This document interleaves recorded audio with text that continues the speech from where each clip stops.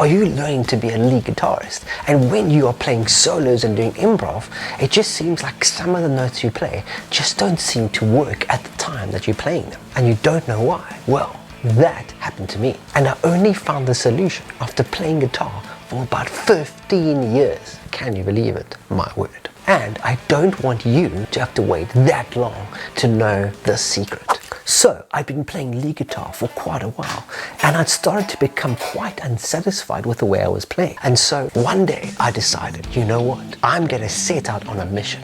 I'm gonna figure out what it is that I'm missing about the way I'm playing. I really wanted to get better. You know what I'm saying? You know when you feel it inside yourself, you're so frustrated, you're like, you know there's something more, but you can't quite put your finger on it. So I searched far and wide, and I watched many guitar players, and I checked out this guitar player and that guitar player.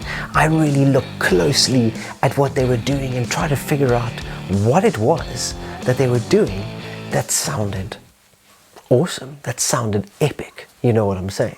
So one day I found myself searching through YouTube for cool guitar playing, and suddenly this jazz fusion guy, I came up with like cool crazy hair and all that kind of stuff, and I thought, oh, this looks interesting.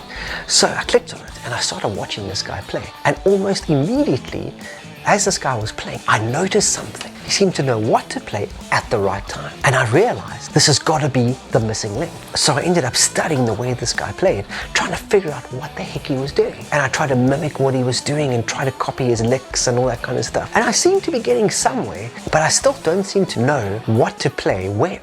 You know what I'm saying? And then I thought to myself, you know what?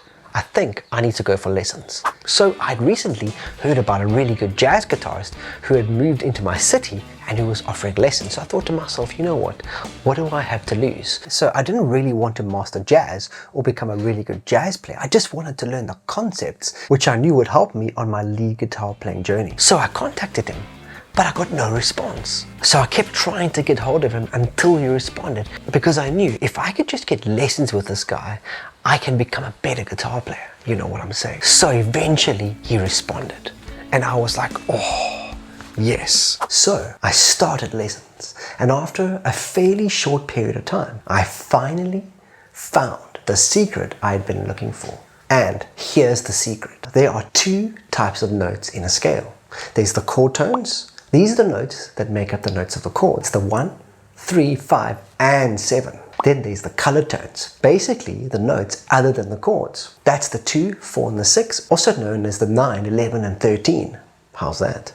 Chord tone, color tone, chord tone, color tone, chord tone, color tone, chord tone, chord tone. So when you play chord tones on the beat, it brings out and reflects the sound of the chord, and it feels right and sounds good. And you can play the color tones in between the chord tones that lead you from one chord tone to the next. You can also play color tones on the beat as well. And this adds to the sound of the chord, meaning it makes it sound more interesting, more epic. You know what I'm saying? But that comes later. You first got to know how to work with the chord tones. So here is an example of how I used to play before I learned the secret. But first, it's time for a splendid cup of Earl Grey tea. You know what I'm saying? Cheers. Yeah.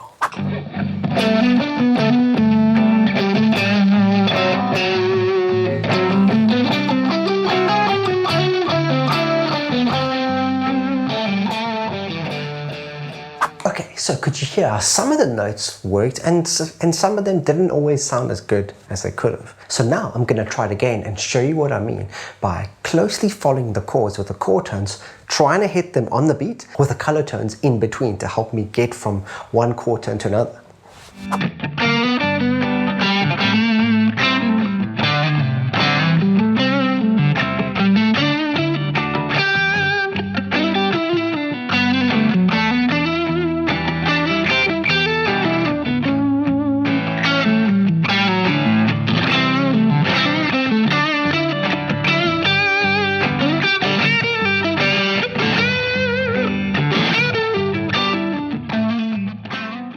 So, could you hear the difference? So this secret gave me much bigger perspective. Oh my word, it made such a huge impact on my playing. I could feel the difference in my playing. I could hear the difference. I even had people coming up to me and saying, "Hey man, your playing's really tasty, bro."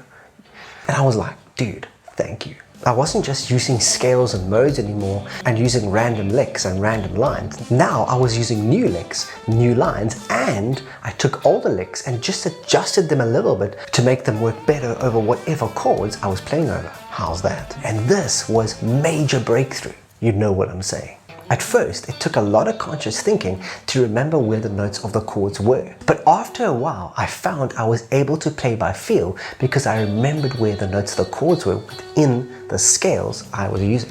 And this was epic. But to be able to do this well, you have to know where the notes of the chords are in the scale that you're using. And I'm going to explain how to do this in the next video.